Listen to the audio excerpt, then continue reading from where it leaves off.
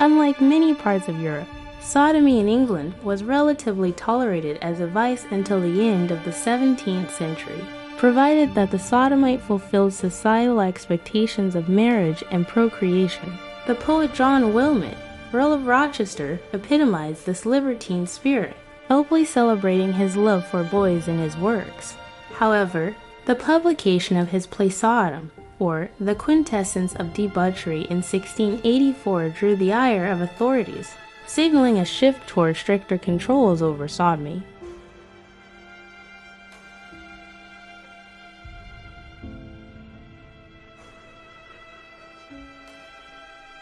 As concerns about sodomy grew, broadsides condemning the practice became popular, with publications like John Dunton's poem The He-Strumpets reflecting a rising moral panic. In 1533, sodomy was criminalized under common law, remaining a capital offense until 1861, with the last execution occurring in 1835. Reports from the time suggested an increase in buggery, with Samuel Pepys noting in 1663 that it had become almost as common among the elite as in Italy.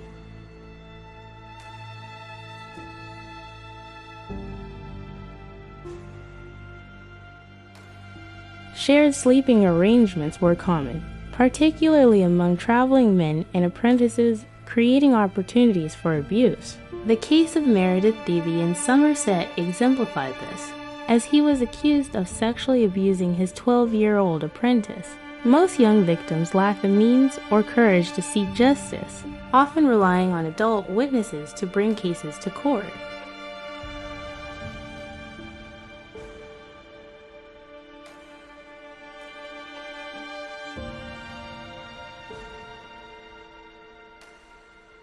By the 18th century, while the death penalty was less frequently applied, the consequences for sodomy remained severe. Offenders could expect public humiliation in the pillory, hefty fines, and prison sentences. The pillory was often a death sentence in itself, as the crowds would pelt the accused with rotten food and refuse, leading to serious injuries.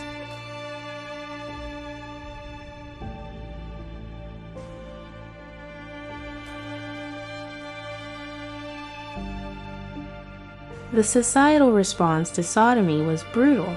Broadsides like the Women Haters' lamentation highlighted the emotional toll of persecution, with some men resorting to suicide while awaiting trial. Even the religious elite were not immune. George Duffus was indicted in 1721 for attempting to rape Nicholas Leader after initially discussing a sermon. The trial revealed Duffus's aggressive advances, leading to a conviction and a relatively light sentence.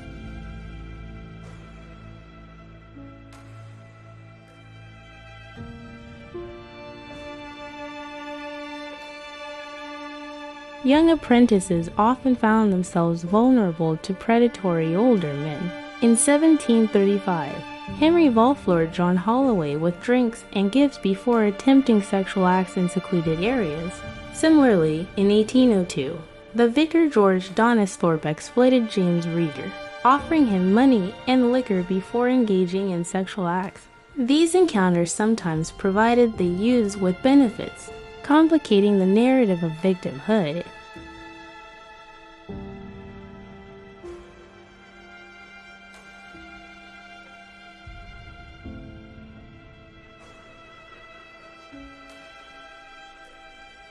The landscape of sodomy in 17th and 18th century England was marked by a tension between tolerance and persecution. While societal norms allowed for certain freedoms, the punitive measures against sodomy reflected deep-seated anxieties about morality and sexuality. As men navigated these complex social dynamics, the consequences of their actions often led to tragic outcomes, revealing a society grappling with its own contradictions.